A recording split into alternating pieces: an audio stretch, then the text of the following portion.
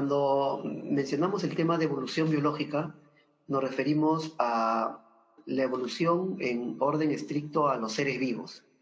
La evolución de los seres vivos es solo una parte de la evolución de la materia.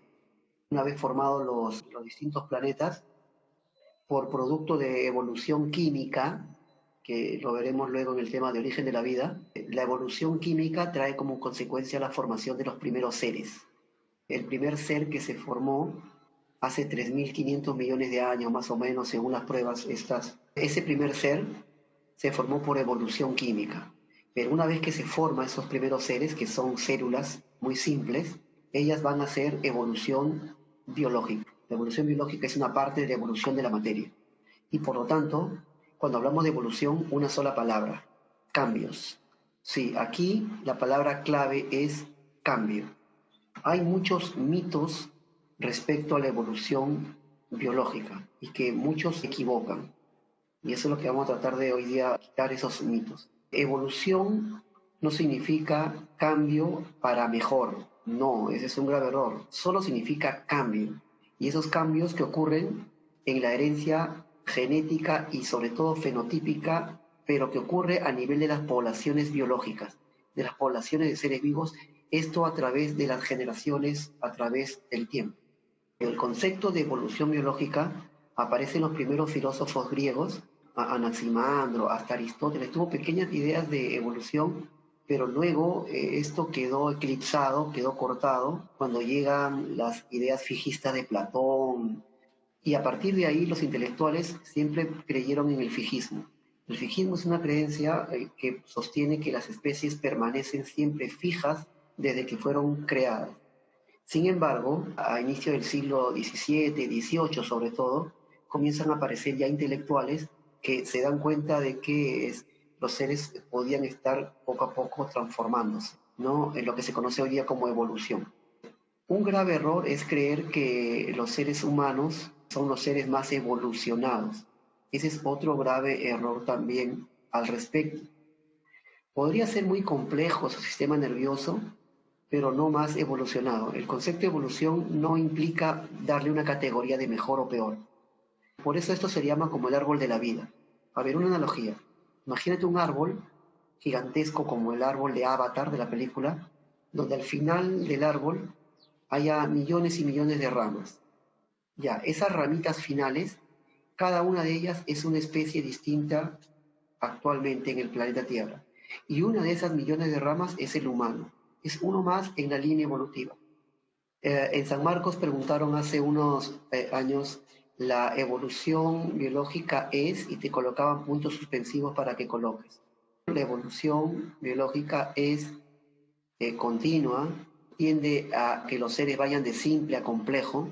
Los seres más actuales son más complejos que los seres anteriores. Hay mucha mayor complejidad de estructuras. Eso no significa más evolucionado, solo más complejo.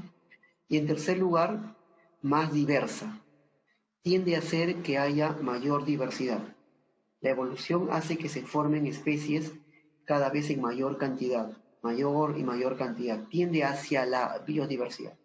Eso sí, factores externos en el planeta hacen que ocurran cada cierto tiempo extinciones masivas. Han habido 4 extinciones masivas en el planeta a lo largo de la historia, pero la evolución tiende a formar seres cada vez distintos, nuevas especies, nuevas variedades. Se dice que el humano está promoviendo una quinta extinción masiva. El humano, debido a sus actividades, hace pues que desaparezcan especies. Pero una consecuencia de la evolución es la biodiversidad. A partir de ese primer ser, esas primeras células, que hoy en día en la biología actual se le llama LUCA, LUCA, que es algo así como el último común ancestro universal. A partir de esas células, hoy en día existen millones y millones de especies agrupadas en lo que se conocen como reinos, ¿no? Un poco de antecedentes. ¿Por qué Linneo es un antecedente de evolución? A pesar que Linneo era fijista, él cuando crea su sistema binomial para clasificar y para nombrar a los seres, hoy en día esto ayuda mucho al concepto de evolución. ¿Por qué?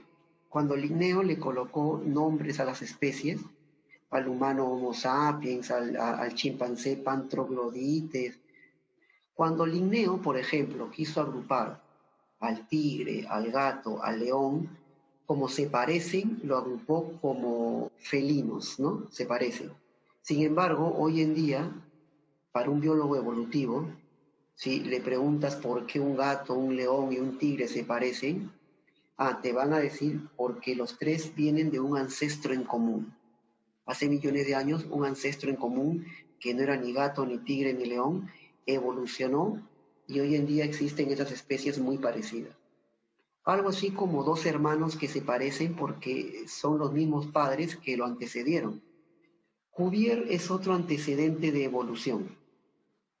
Cuvier propone, él, a pesar de ser fijista, ya él intentó demostrar que la evolución no existe de los seres vivos y propone la llamada así ley del catastrofismo.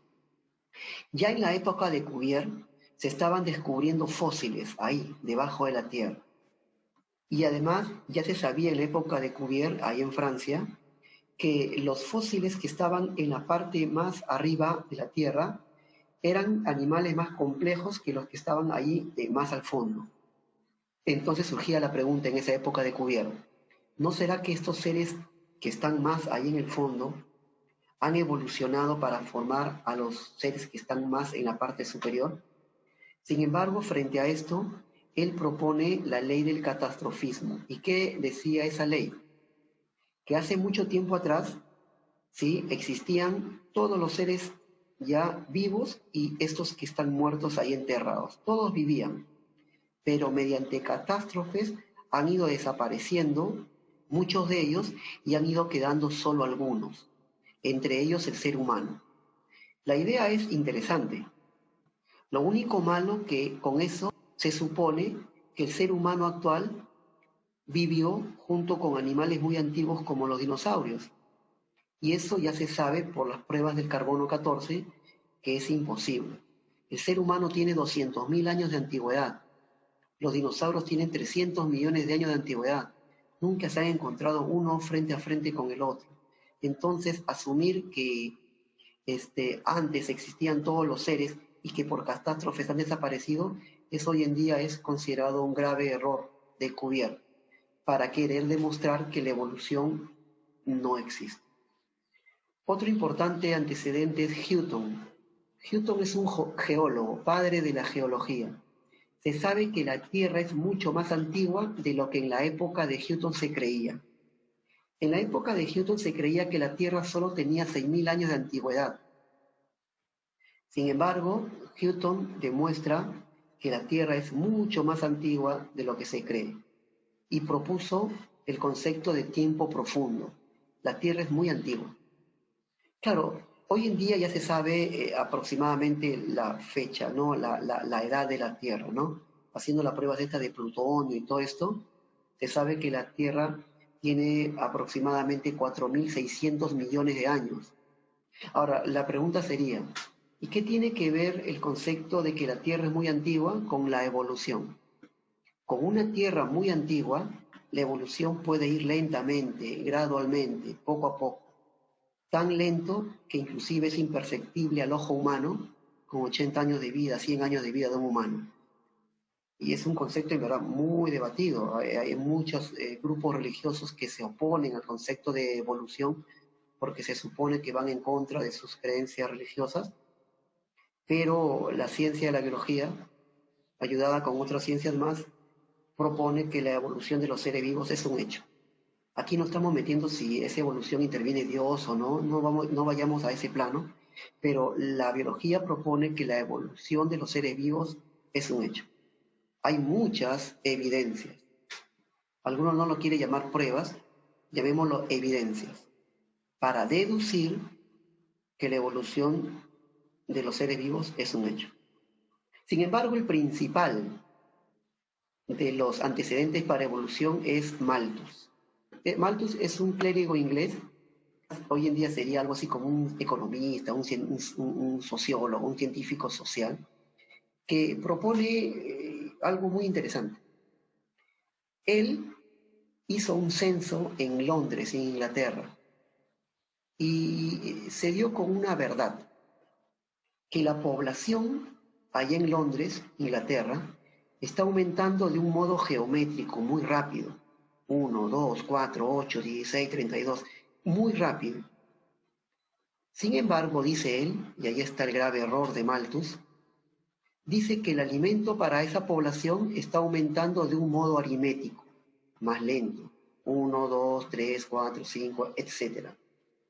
Por lo tanto, él propone algo interesante. Él dice, va a llegar un momento en el tiempo que va a ser tanta la población y tan poco el alimento, que esa población va a tener que luchar por el alimento en este tiempo. Y obvio, quien va a ganar en esa lucha va a ser el más fuerte, el más apto. Y ahí es que se propone esa famosa frase que es la lucha y la supervivencia del más apto. Una frase que todo el mundo cree que es de Darwin, pero en verdad viene de Malthus y de un filósofo llamado Spencer, allá en Inglaterra.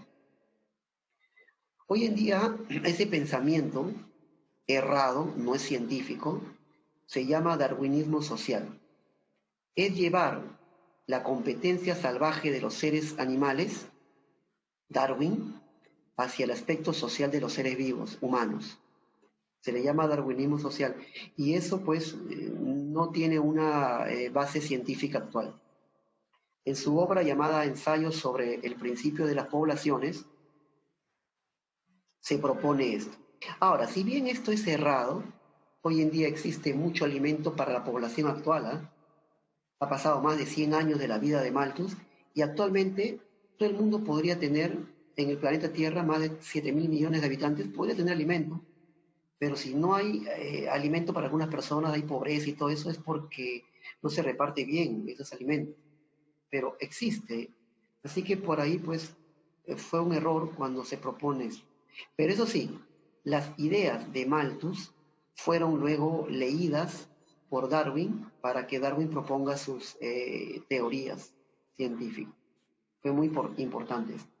Otro importante autor para Darwin fue Lyell. Lyell también fue geólogo. Y Lyell propone, frente al catastrofismo de Cuvier que hace rato te dije, él propone el gradualismo. Y él dice, Cuvier está equivocado, no existen catástrofes, sino que más bien la Tierra cambia gradualmente, de manera uniforme, poco a poco, lentamente. Todos los días hay temblores, lluvias, huracanes en el mundo, que van cambiando la Tierra poco a poco. Y así se cambia, de manera gradual. Con esos antecedentes, ahora sí, ahí está, mira, lo que te decía, el uniformismo o gradualismo de Lyell. Pasamos a las teorías evolutivas. Y en el siglo XIX se propone la primera teoría evolutiva. Esa primera teoría es el llamado lamarckismo o transformismo francés, propuesto por Jean-Baptiste de Monnet, el llamado Caballero de Lamarck. En su obra, Pregunta de San Marcos, en su obra llamada Filosofía Zoológica, de 1809, propone cómo es que podrían los seres vivos ir evolucionando.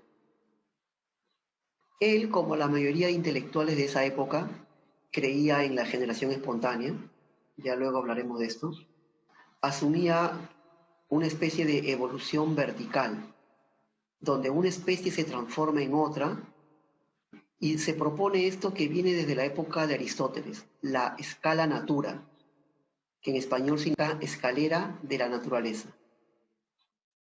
Según él y muchos intelectuales de su época, los seres evolucionan desde organismos inferiores hasta llegar a organismos superiores y llegar al ser más evolucionado que es el ser humano. Hoy en día, como acá está, vean en inglés, esto es un grave error, suponer que el ser humano es el ser más evolucionado. E inclusive esto es tan machista que coloca por acá a la mujer a un nivel inferior. Lo correcto, ahí está, inglés, es que el ser humano es una especie más en esta historia evolutiva de la vida. ¿Cuál es el aporte más grande de Lamarck a las teorías actuales? La adaptación al medio. El hecho de que los seres vivos nos adaptamos al medio ambiente. Darwin en ningún momento, 50 años después de Lamarck, elimina las propuestas de Lamarck. Para Darwin, Lamarck era una persona muy importante, muy respetada, no elimina sus teorías.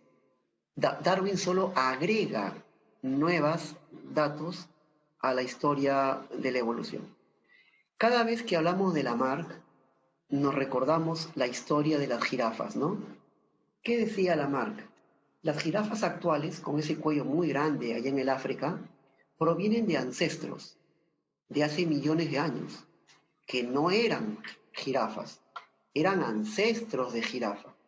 Ellos tenían el cuello muy corto. Ellos, progenitores, letra P, tenían el cuello muy corto. Pero de repente algo pasó en el ambiente. El ambiente cambió y de lo que habían plantas muy bajas, por cambio en el medio ambiente, ahora se presentan plantas muy altas. Estos progenitores, para sobrevivir, pues tienen que hacer ejercicio muscular en sus cuellos y en sus patas delanteras para poder estar más cerca de estas hojas y poder comerlas y poder vivir. Obvio, luego de muchos años de ejercicio en los músculos del cuello y de las patas delanteras, ejercitan y el cuello crece un poco, como acá se está viendo. Obvio, Lamarck no fue tan tonto para creer que una especie cualquiera en unos cuantos años va a crecer su cuello de esta manera. Aquí en este esquema estamos exagerando para que se pueda ver la diferencia. Pero Lamarck diría, basta que crezca unos cuantos milímetros para que una vez que crece el cuello de estos dos progenitores, macho y hembra, cuando ellos se reproduzcan, tengan hijos, los hijos todos, F1, tendrán el cuello tan grande como en vida les creció a los padres. La primera etapa de su teoría es la llamada hipótesis del uso y desuso. Claro, en este caso del uso, ¿no? Y luego, cuando estos dos progenitores, ya con el cuello largo, ellos han adquirido un carácter nuevo, cuello largo, cuando ellos se reproduzcan, ellos heredarán este carácter adquirido. A esto se le llama así por eso, la ley de la herencia de caracteres adquiridos. Y con ello, los hijos tendrán este cuello un poquito más grande. Luego ellos seguirán ejercitando su cuello y crecerá y tendrán hijos y así la siguiente generación tendrá el cuello más grande y más grande y más grande y más grande. Hasta que luego de millones de años, en el África actual, se encuentra la jirafa con ese cuello muy largo. Toda esta teoría, sobre todo la segunda, ya ha sido descartada como una ley científica. Y esto es un grave error. Sería como que de repente tú y tu amigo, tu amiga, vayan a un gimnasio muchos años a hacer trabajo físico de pesas y luego esa pareja ya con una gran masa muscular se enamoren y tengan hijos. ¿Qué pasa si los hijos de esa pareja de fisicoculturistas no les gusta el deporte de los padres? ¿Ellos tendrán la misma masa muscular de los padres? Pues nada que ver, ¿no? Entonces lo que uno hereda, uno desarrolla en vida, ese carácter adquirido no lo hereda a los hijos. De hecho, una década después, un autor llamado Weismann, así se escribe, Weismann o Weismann, August Weismann, demuestra que esto de la ley de herencia de caracteres, pues es un grave error. Porque una cosa son las células de tu cuerpo, las células somáticas, y otra cosa son las células germinales que formarán espermatozoides y óvulos. A nadie pues se le va a ocurrir que una persona, imagínate que haya perdido un brazo, que se encuentre con otra persona en un centro de rehabilitación que tampoco tenga ese brazo, y se enamoren y tengan hijos y el hijo va a nacer sin ese brazo. Porque la capacidad de formar brazos no está en las células de los brazos de los padres, sino están en las células germinales formadoras de espermatozoide y óvulo. Ahí están los genes para formación de brazos. Y por eso el hijo tendrá brazos a pesar que los padres lo hayan perdido en un accidente, por ejemplo, ¿no? Por eso es que esto de acá de la herencia de caracteres adquiridos es errado actualmente en la ciencia moderna.